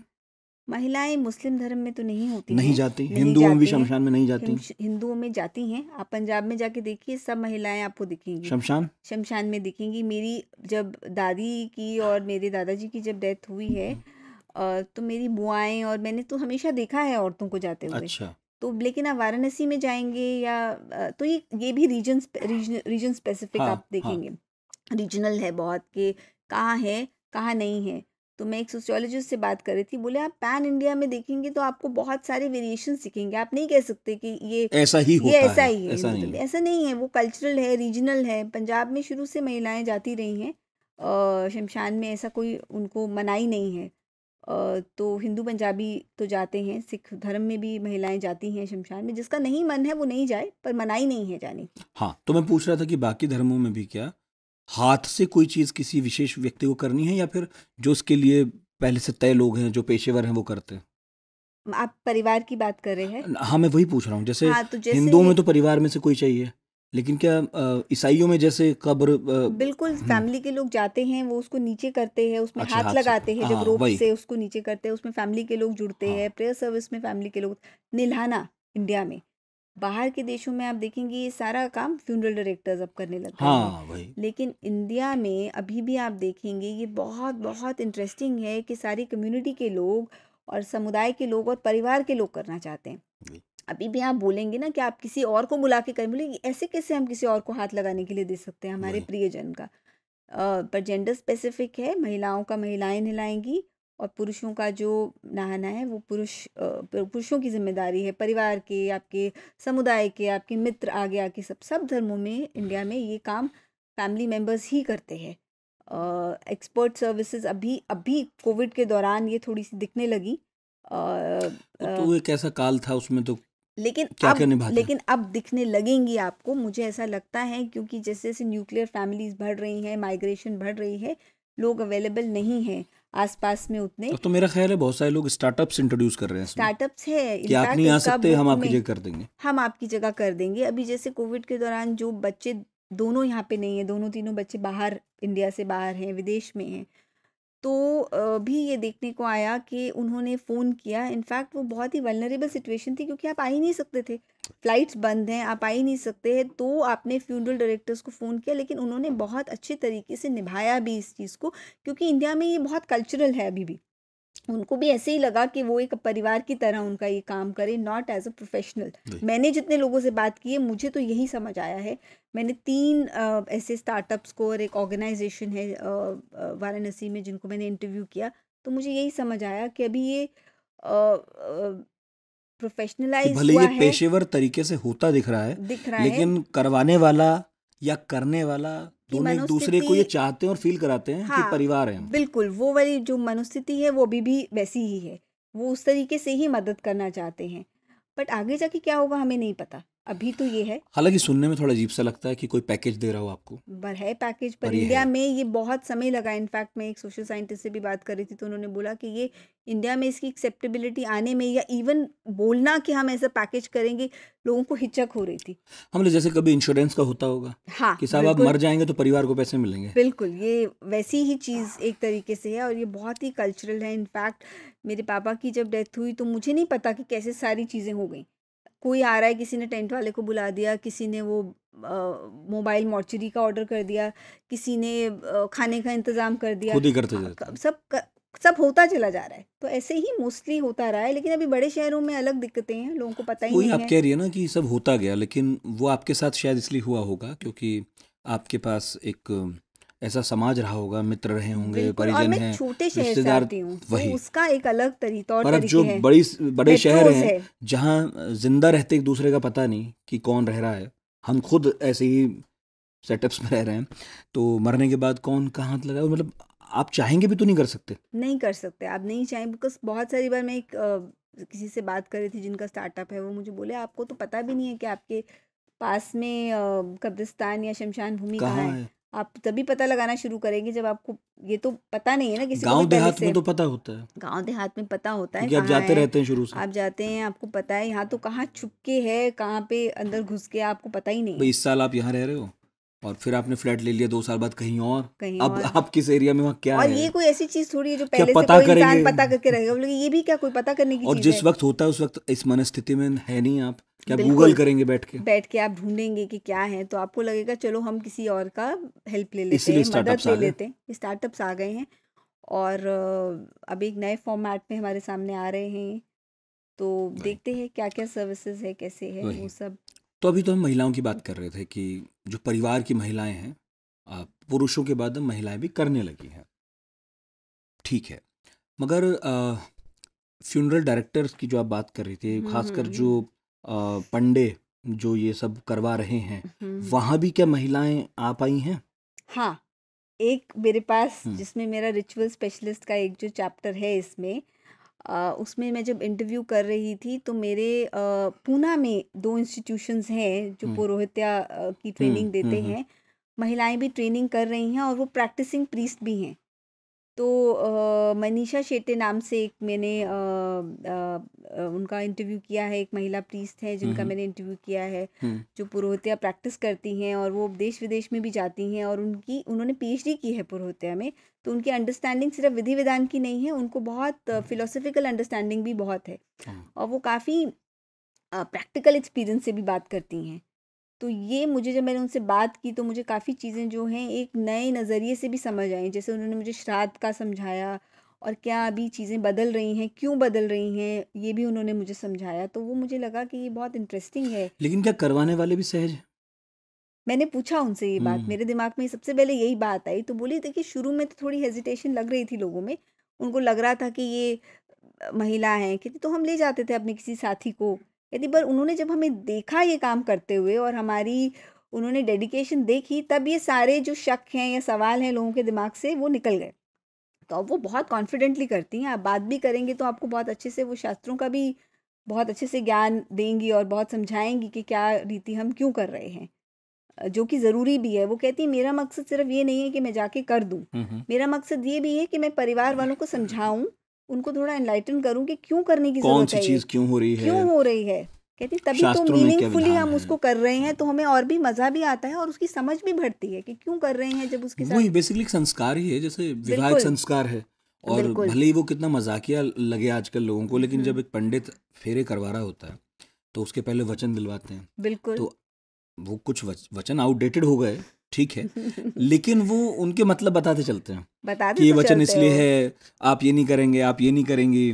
तो ऐसे ही मृत्यु भी एक संस्कार है, तो बिल्कुल, उसमें बताना जरूरी है कि भाई तो शास्त्र ये बताना कहते हैं। ज़रूरी है कि आप क्यों 10 दिन तक क्यों ये नियम कर रहे हैं, 11वें दिन क्या करते हैं आप, खाना क्यों नहीं बनेगा, हाँ 12वें मुंडन क्यों दिन क्यों कराएंगे। नहीं, मुंडन क्यों कराएंगे।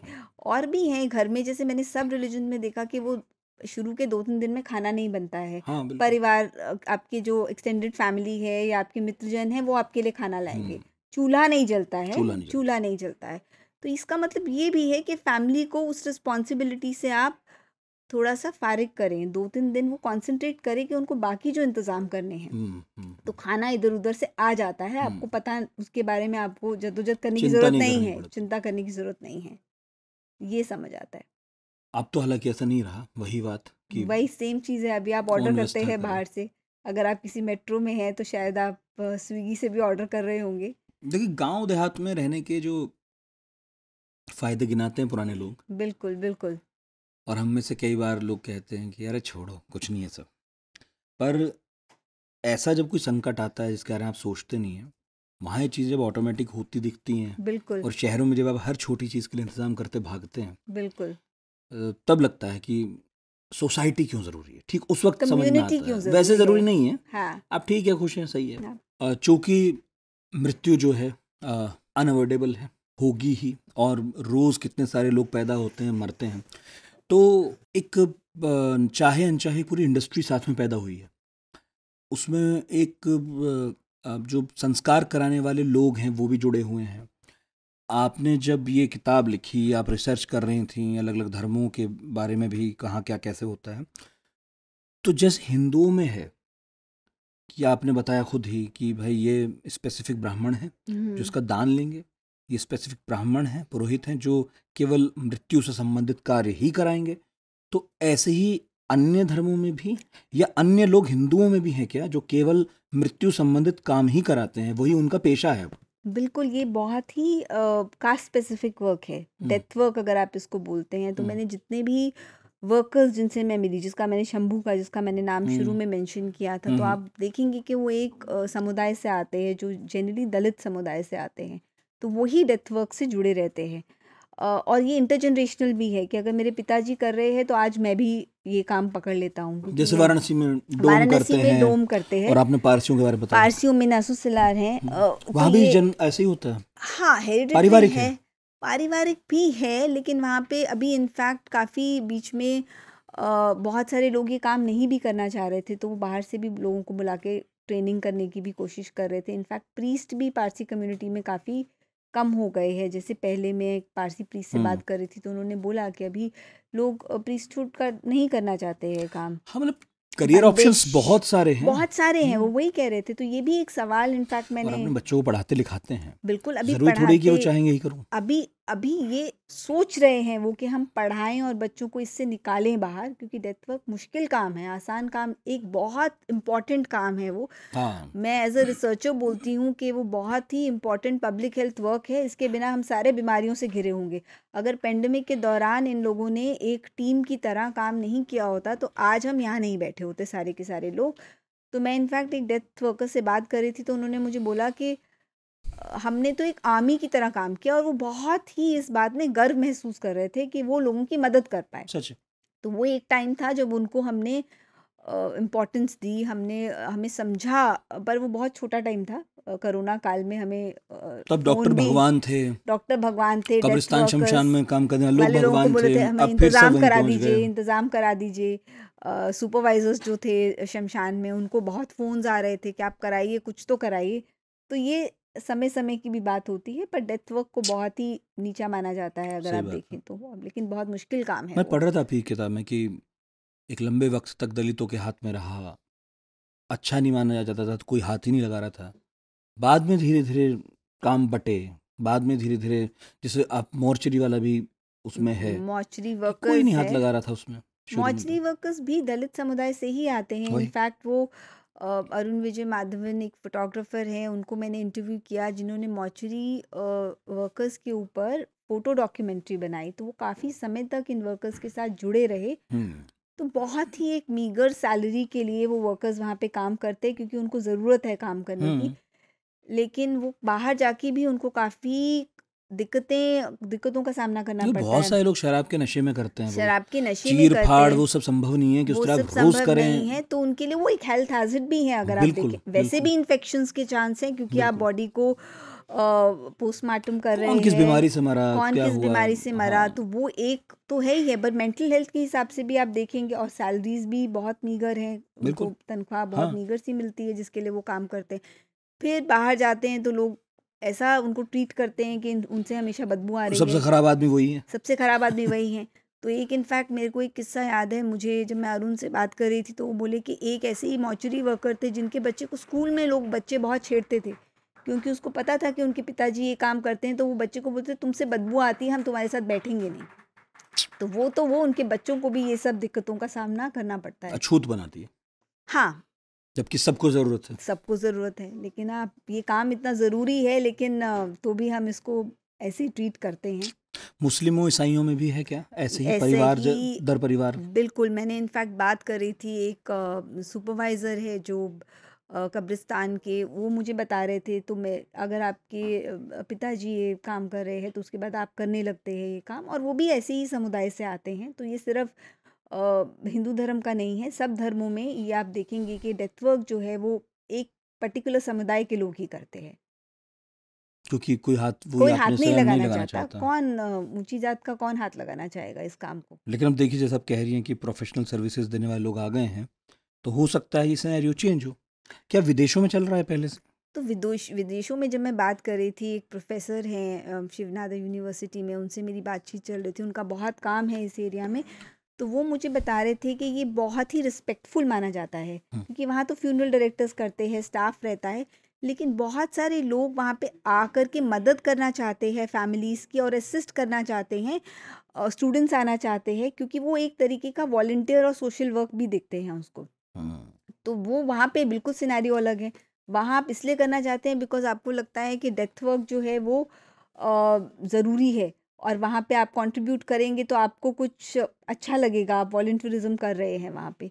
पर इंडिया में इससे बहुत अलग भावनाएँ जुड़ी हैं, अभी मंशा जुड़ी है। अब जब हम पॉडकास्ट शुरू कर रहे थे, आपने कोई वही बताया था, डेथ वॉक कुछ, मतलब ले जाते हैं कुछ ऐसी हाँ, जगह, तो क्या ये था वो? वाराणसी में कुछ टूर्स एंड ट्रैवल्स हैं। मैं जब बुक के ऊपर रिसर्च कर रही थी, तो हम्म। जब मैंने वाराणसी पे अपना चैप्टर लिखना शुरू किया, तो मेरे सामने आया कि बाकी वाराणसी घुमाने के अलावा भी डेथ के ऊपर टूर्स करते हैं ये। तो ऐसी जगह में जैसे मणिकर्णिका घाट पे लेके जाना लोगों को, जैसे बाहर से जो लोग यूरोप से आते हैं। अब जैसे क्रिमेशन सर्विस तो वहाँ होती है, मैंने आपको बताया हम्म। बहुत पॉपुलर हो गई, लेकिन अग्नि संस्कार या ओपन फायर क्रिमेशन वहाँ नहीं देखने को मिलता है। तो लोगों की जो क्यूरियोसिटी है बहुत ज़्यादा है, तो आप लोगों को वहाँ ले जाते हैं, लेकिन लोग उसको बहुत रिस्पेक्टफुली ट्रीट करते हैं। ऐसा नहीं है कि, पर लोगों के लिए वो कल्चरल शॉक ज़रूर है। तो वो उस जो क्यूरियोसिटी को फुलफिल करने के लिए ये ऑर्गेनाइजेशंस काम कर रही है, लेकिन वो बहुत सारे भ्रम भी लोगों के जो है उसको भी साथ साथ तोड़ रही हैं कि ऐसा नहीं है, इसे क्यों किया जाता है। कोई सोच सकता है ना ये क्या तरीका है, लेकिन वो बता रहे हैं कि इसके पीछे क्या हमारे स्क्रिप्चर्स में लिखा है, क्यों कर रहे हैं। पर हाँ, लेकिन लोगों की क्यूरियोसिटी को फीड ज़रूर कर रही हैं ये ऑर्गेनाइजेशंस, और भ्रम भी तोड़ रही हैं, मैं बोलूँगी लोगों के। अघोरियों के बारे में भी लिखा आपने अपनी किताब में कुछ? हाँ, अघोरियों के बारे में भी लिखा है। मैं अघोर इनके बारे आश्रम में पे इतना गई भी। रहस्य है, इतना अच्छा। हाँ, मैं आश्रम पे गई, पर हम्म, आपको आश्रम पे कुछ ऐसा देखने को मिलेगा नहीं हम्म, जो कहानियाँ हम हम्म, पॉपुलर मीडिया में देखते हैं या हम्म, पढ़ते हैं। इनफैक्ट मैं जब बहुत सारा इसके ऊपर एथनोग्राफिक काम देख रही थी, तो मुझे समझ आया कि जो अघोरी आश्रम है वाराणसी में, वहाँ पे बहुत सारा आप देखेंगे कि जो लेपर्स कम्युनि जिनको लिप्रेसी है, जो हम्म, हम्म, उन वो लोग ट्रीटमेंट के लिए आते हैं। तो जो वहाँ पे कुंड है और जो अखंड ज्योति का आपको प्रसाद मिलता है, वो एशेज़ होती हैं, और वहाँ की हम्म, लकड़ी जो है वो शमशान से आती है। अब वो वाले एशेज़ जो है वो हर जाति के लोग उसको कंज़्यूम करते हैं, हर जाति के लोग उसको ग्रहण करते हैं और उसको अपने माथे पे भी लगाते हैं और चाटते भी हैं उसको, और सेम कुंड में ही सब लोग वहाँ पे नहाते भी हैं। बहुत सारे लोग जो हैं, बहुत सारी जिसको हम बोलते हैं ऐसे रोग जिसको हम लोग सही नज़र से नहीं देखते हैं, वहाँ पे ट्रीटमेंट के लिए आते हैं। तो वहाँ पे आप देखेंगे इक्वालिटी की बात आ जाती है। वो कहते हैं ना, हमारे जो शिव भगवान हैं वो भेदभाव नहीं रखते उस तरीके बिल्कुल। का। तो उस तरीके से वही आपको अघोरी ट्रेडिशन में देखने को मिलेगा। तो ये एक अलग पहलू जो है मुझे अघोरी ट्रेडिशन का समझ आया जब मैंने पर्यटकों को बातचीत वो भी करी। दिखाते हैं। बिल्कुल दिखाते हैं वो चीज़, उनकी क्यूरियोसिटी कुछ और होती है पॉपुलर मीडिया से, लेकिन वो उसको, उस भ्रम को भी जो उनका है, मिसनोमर है उसके अराउंड, वो भी बताते हैं कि उसके एक अलग पहलू है जिसको भी समझना ज़रूरी है। सब चीज़ें एक जैसी नहीं होती, हर चीज़ के अलग पहलू होते हैं, और वो भी अगर अघोर एक तरीके की चीज़ें करते भी हैं, वो एक एक ट्रेडिशन में क्या समझ है ना? कहाँ से वो एमिनेट होता है वो समझना ज़रूरी है। इंस्टेड बिल्कुल, ऑफ कि आप बोल दें कि ये तो इस कर रहे हैं, इसलिए कर रहे हैं, ओहो देखिए ये कर रहे हैं। पर क्यों कर रहे हैं? क्या है? बिल्कुल। उसके पीछे की धारणा समझनी बहुत ज़रूरी है। अघोरियों की तरह एक समुदाय और है, किन्नरों का, जिन्हें समझा कम गया और उनके बारे में खबरें, अफवाहें ज़्यादा उड़ती रहीं। अंतिम संस्कार के मामले में भी क्या उनकी दुनिया उतनी ही अलग बनी हुई है जितनी हमने मान लिया है बाकी वक्त भी, कि वो तो अलग ही लोग हैं कुछ? तो किन्नर समुदाय में मैं किसी का इंटरव्यू नहीं कर पाई, क्योंकि काफ़ी जो कि ज़ाहिर है बात, बहुत क्लोज्ड है कम्युनिटी, इसके बारे में बात नहीं करना चाहते हैं वो। लेकिन मैंने क्या किया कि मैंने जो भी एग्जिस्टिंग लिटरेचर है या जो भी इसके ऊपर रिसर्च है, सेकेंडरी रिसर्च जिसको हम बोलते हैं, हम्म, मैंने उसको रिव्यू किया इस सेक्शन के लिए, और जो भी आर्टिकल्स मुझे मिले उस पे मैंने हम्म, रिव्यू किया। तो कुछ इनके ट्रेडिशंस जो है वो दफनाते हैं मोस्टली, ऐसा मुझे समझ में आया जो मैंने लिटरेचर देखा। और पर अभी कुछ किन्नर समुदाय जो है वो कह रहे हैं कि पिंडदान भी होना चाहिए, बिकॉज़ कुछ किन्नर जो हैं वो मानते हैं कि वो हिंदू धर्म से आते हैं, तो क्यों वो पिंडदान नहीं करें। तो हम्म, इनफैक्ट वाराणसी में एक सामूहिक पिंडदान का भी ऑर्गेनाइज किया गया था कुछ साल पहले। तो ये भी कुछ एक तरह की मूवमेंट है, या क्या इसको क्या बोल सकते हैं, बट उनके अपने ट्रेडिशन ज़रूर है कि किस तरीके से करते हैं वो। दफनाते हैं, किस समय जाते हैं वो दफनाने के लिए, किस तरह के कपड़े पहनते हैं वो, किस तरह से नहलाया जाता है, किस तरह के से तैयार किया जाता है, चूड़ियाँ पहनाई जाती हैं, सजाया जाता है। तो वो एथनोग्राफिक काम से ज़रूर मुझे समझ में आया है, लेकिन मैं बातचीत तो किसी से नहीं और कर क्या पाई। दुख की जगह जश्न मनाया जाता है, ऐसे भी सुनते हैं? ऐसा है, खाना भी किया जाता है जिसमें बड़ा खाना बोलते हैं, जिसको दूर-दराज से आपकी किन्नर कम्युनिटी के लोग आते हैं, आप उनका खाना करते हैं, तैयार किया जाता है उसको बाकायदा, चूड़ियाँ और सब पहना के अच्छे से कपड़े। लेकिन उसके पीछे ये है, मतलब जो हमने सुना जाना, आप बेहतर बताएंगी, कि इस योनि से मुक्त हुए, मुझे नहीं मिला ये ऐसा कुछ लिटरेचर मुझे नहीं मिला, तो मैं उसको उसके बारे में मैं बात नहीं करूँगी। लेकिन हाँ, मैंने ये देखा है कि कुछ उनके रीति रिवाज जो है वो दफनाने का, जैसे आप देखेंगे तो वो मुस्लिम धर्म से कुछ मिलता जुलता ऐसा समझ में आता है, जो रिसर्चर्स मुझे बताती हैं। और कुछ जो भी उनके चेले रहेंगे वो कुछ दिन तक सफ़ेद कपड़े पहनते हैं और अपनी चूड़ियाँ तोड़ते हैं, तो वो कुछ हिंदू समाज जैसे कुछ वहां से मिलता जुलता है, नियम मिलते जुलते हैं। ठीक तो है। मैं मानूंगी कि आप उसको रिलीजन से नहीं जोड़े, वो समुदाय के अपने नियम हैं। हाँ बिल्कुल हाँ, तो बिल्कुल वो रिलीजन से ऊपर है उस बिल्कुल तरीके से। बिल्कुल। उन्होंने जो आपस में तय किया कि आपस में ये तय होगा किया, वैसा चल रहा है, ऐसे चल रहा है। चेंजेस भी होंगी जो बिल्कुल। शायद अभी आप कोई और रिसर्चर्स देखेंगे जो डॉक्यूमेंट कर रहे हैं, ये समुदाय के साथ काम कर रहे हैं, आपको शायद मिलेगी वो देखने हाँ, को। एक समुदाय और है जिसके बारे में आप लिख रही हैं, दक्षिण में, वो भी खुशी मनाते हैं।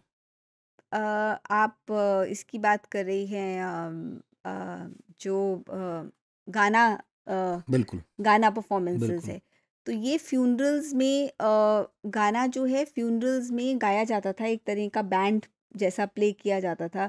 रात भर जगते हैं, फैमिलीज एक साथ मिलती हैं, बैंड प्ले किया जाता है, गाने गाए जाते हैं, एक पर्टिकुलर तरीके की सिंगिंग की जाती है, गाना मतलब सिंगिंग। कौन है ये लोग, समुदाय क्या है ये? ये दलित समाज के ही अच्छा लोग हैं और अच्छा। ये ही परफॉर्मेंस करते हैं। और अब अभी लेकिन ये लोग गाना परफॉर्मेंस जो है एक बैंड की तरह बन गया है। कास्टलेस कलेक्टिव नाम है इस बैंड का, जो कि इसी समुदाय से, और ये गाना फॉर्मेट में ही, जो गाना as a form of singing जो करते हैं ये इस समय में, जिसका एक पर्टिकुलर लय और ताल रहता है, म्यूजिक पर कौन इंस्ट्रूमेंट्स बुलाता है रहते इन्हें? हैं। बाकी लोग बुलाते हैं, आजकल तो बुलाते ये हैं, परफॉर्मेंस कर रहे हैं, बैंड्स बन गए हैं। ये लोग इंडिया से बाहर भी जा रहे हैं किस तरह परफॉर्मेंस के के। गाने गाते हैं उसमें? ये अपनी ऑपरेशन के बारे में गाने गाते हैं, जो कि जैसे, ऑप्रेस्ड कम्युनिटी है, कैसे इनको ऑपरेशन ये लोग फेस करते हैं, पर इसका दलित क्या है। मतलब वो है कि, मायने क्या है इसके कि? मायने क्या है, डेथ को सेलिब्रेट करते हैं ये, कि हमें मुक्ति मिल गई हमारे ऑपरेशन से। मैंने वही जितने भी वही काफ़ी जो म्यूज़िक इंडस्ट्री से साउथ के लोग जो जुड़े हैं फोक परफॉर्मेंसेस से और इससे भी, उनसे भी मैंने बात की। कंपोजर्स हैं म्यूज़िक के, जो इस बैंड के जिन्होंने इस बैंड को शुरू किया, उनसे भी जब मेरी बात हुई तो वो ये सब लोग यही बोलते हैं कि ये एक तरीके का एक्सप्रेशन है, हम्म। एक तरीके के म्यूज़िक जो से मैं एक आप। किन्नरों के लिए आपसे भी कह रहा था हाँ, कि वो डेथ को इस योनि सेलिब्रेट से मुक्ति करते हैं। मिली, तो हाँ, उनका ये है कि इस जन्म से मुक्ति मिली जिसमें मुक्ति हमारे साथ मिली। इतना हाँ, शोषण हुआ। बिल्कुल, क्योंकि ये सारे वर्किंग कम्युनिटी से आते हैं लोग, तो एक तरीके से आप उसको सेलिब्रेट कर रहे हैं कि ये, और डेथ को सेलिब्रेट म्यूज़िक में सिर्फ ये एक कम्युनिटी नहीं है, बाहर पूरे देश विदेश में आप देखेंगे, विदेशों में बहुत सारे पॉल बेयरर्स म्यूज़िक के साथ लेके जाते हैं, कैरी करते हैं कॉफ़िन को। तो जैज़ म्यूज़िक बजाया जाता है, परफॉर्मर्स को बुलाया आप जाता ही है ने बैंड शायद के लिखा है इस साथ। किताब में कि सिखों में भी इस बात पर जोर है किस बात पे? कि शोक मत मनाओ, हाँ, है ना? बिल्कुल, वो हर धर्म में बोला गया है। हाँ अगर आप बहुत। देखेंगे कि शोर-शराबा नहीं करें आप, मतलब ज़ोरों से चिल्लाएँ नहीं, छाती को पीटें नहीं, हम्म, आप सहजता से है। सहजता से हाँ करें, ठीक है? अब इंसान के आँसू तो बहेंगे जब कोई घर का जाएगा, बट हर धर्म में यही बोला गया है कि आप सहजता से करें, इसको, डेथ को फेस करना है प्रक्रिया है। हमको, एक प्रक्रिया है। लेकिन इनफैक्ट जो मिरासन कम्युनिटी से पंजाब में मिरासनों को बुलाया जाता था हाँ, रुदाली परफॉर्मेंस के लिए, रुदाली की फिल्म भी तरह। बनी है इस पर तो। लेकिन रुदाली तो सिर्फ डेथ पे आती थी, हाँ शोक मनाने के लिए, लेकिन मिरासनें पूरे लाइफ साइकिल रिचुअल्स में आती थी। बर्थ पे भी आएंगी, कोई और सेरेमनी भी उसमें शादी में भी आके वो गाने गाएंगी, और घोड़ियाँ गिद्दे भी डालेंगी और घोड़ियाँ भी गाएंगी, और इस पे भी आएंगी, वो शोक में भी आएंगी। वही जो मैं आपसे कह रहा था कि चाहे अनचाहे मृत्यु के आसपास एक पूरा कल्चर जुड़ा एक है। तबका ऐसा बन गया, बिल्कुल हाँ, बिल्कुल। जिसकी रोजी रोटी भी वही है, रोजी रोटी जिसका भी ये है, पारिवारिक काम बन गया बिल्कुल। है, उसके बच्चे भी कर रहे हैं। लेकिन मैंने किताब में ये भी समझने की कोशिश की है कि ये ट्रेडिशंस अभी कैसे बदल रहे हैं, ट्रांजिशन में कैसे हैं ये। अब रुदाली कितने आपको देखने को हाँ मिलते हैं, बिल्कुल। और अगर मिरासनें हैं भी, तो वो अब किस फॉर्मेट में काम कर रहे हैं, या उनके बच्चे हैं वो आगे क्या कर रहे हैं, वो अब बाकी आई थिंक लोग किताब पढ़ेंगे तो उनको और थोड़ा सा उसके लिए छोड़ देते हैं। तो ये सारी चीज़ें हैं, बहुत इंटरेस्टिंग हैं वो, कि इसके अराउंड कैसे एक तमिलनाडु में ओपारी हम्म के नाम से परफॉर्मेंस की जाती है। वो सिमिलर है ये सारा कॉन्सेप्ट, हम्म जेंडर्ड मोर्निंग है, लेकिन इनसे सब महिलाएं ही जुड़ी हैं। तीनों में मिरासन भी महिलाएं ही आती हैं शोक मनाने के लिए, और उपारी में भी वो हर मेंबर के लिए शोक मनाएंगी। जैसे वो बेटी के हिसाब से बोलेंगी, जो अगर कोई गया है उसकी बेटी का शोक करेंगी, फिर एज अ हस्बैंड उसका शोक करेंगी कि तुम मेरे लिए ये करते थे, हाँ, तुम मेरी कितनी अच्छी माँ थी। एक बेटे के हिसाब से भी शोक रोल। करेंगे, रोल निभा रही है वो, सबके लिए शोक कर रही हैं आके। लेकिन तुम मैं बात कर रही थी कि मुझे नहीं लगता अभी है दुनिया में कहीं और इस तरह का कोई पेशा हो। है, है। बाकी इजिप्ट में भी है, चाइना में भी है। महिलाएं इससे जुड़ी हैं इस काम कितने से सालों में इस तरह का कोई पेशा डेवलप हुआ होगा। बहुत। लेकिन अभी इसका, मैं आपको वही बोल रही थी कि इसका फॉर्मेट बहुत बदल गया है हाँ। अभी। तो मैं जब किसी से बात कर रही थी, अभी ये आके फिल्मों में, जैसे एक हम्म ओपारी परफॉर्मर को हम्म जब हम्म मैं किसी के थ्रू इंटरव्यू कर रही थी, बिकॉज मुझे तमिल तो आती नहीं है, हम्म तो उन्होंने मुझे बोला कि ये आजकल फिल्म्स में अगर कोई ओपारी का परफॉर्मेंस होता है तो उसके लिए आ रही हैं आजकल। क्योंकि आजकल ये काम बहुत कम हो गया है, स्पेशली कोविड के दौरान तो खैर आप बहुत ही अलग था, किसी को बुला ही नहीं सकते थे, कम ही लोग आ सकते थे, तब तो इनकम के साधन बिल्कुल कम हो गए थे। लेकिन अभी इंटरनेशनल फेस्टिवल्स में भी जाके इस तरह की परफॉर्मेंसेस, गिने चुने लोग हैं लेकिन कुछ प्लेटफॉर्म बन रहा है। इतनी तो हमने बात की, लेकिन मुझे लगता है कि आपकी अगली किताब के लिए भी बहुत सारे सवाल हैं जिनके उत्तर आपको ढूंढने हैं। बहुत सारे समुदाय शायद आपसे छूट गए होंगे, बहुत सारे सवाल भी छूट गए होंगे, और मुश्किल टेरिटरी है घुसना इसमें। पर देखिए कितना बड़ा सच है जो सबके साथ लगा हुआ है, और इतना अभिन्न हिस्सा है हमारे जीवन का, मगर हम कतराते भी हैं और जिज्ञासा से भी भरे हुए हैं। और इसलिए शायद आपकी ये किताब जो है वो चल रही है, पढ़ा जा रहा है, ढूंढी जा रही है।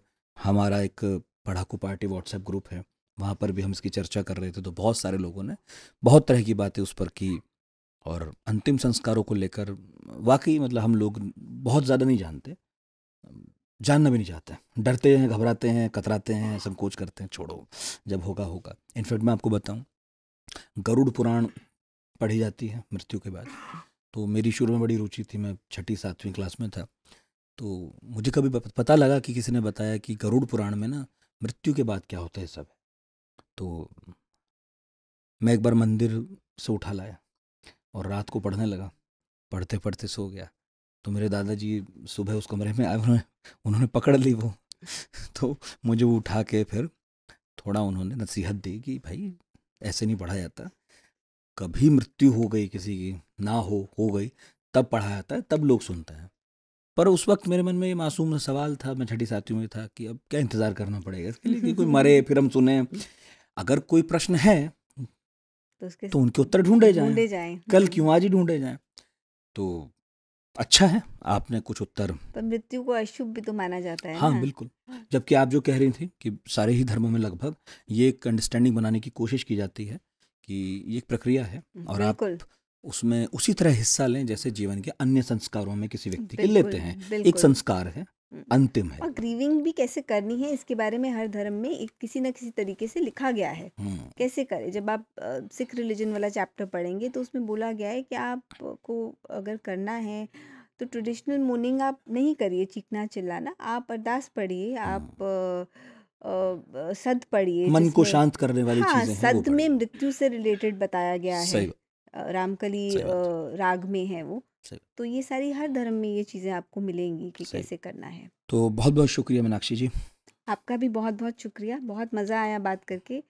और ये बहुत ही सेंसिटिव टॉपिक भी है और हम सबके बहुत करीब भी है और बहुत दूर भी है। बिल्कुल, करीब भी और दूर भी, ये आपने एकदम जो उसे समराइज़ किया ये बहुत अच्छा किया। करीब भी है, दूर भी है। और मैं ख़ासकर चाहूँगा कि जो लोग ऐसे प्रश्नों में इंटरेस्ट लेते हैं वो द फाइनल फेयरवेल ज़रूर पढ़ें। छोटी सी किताब है लेकिन कमाल की है।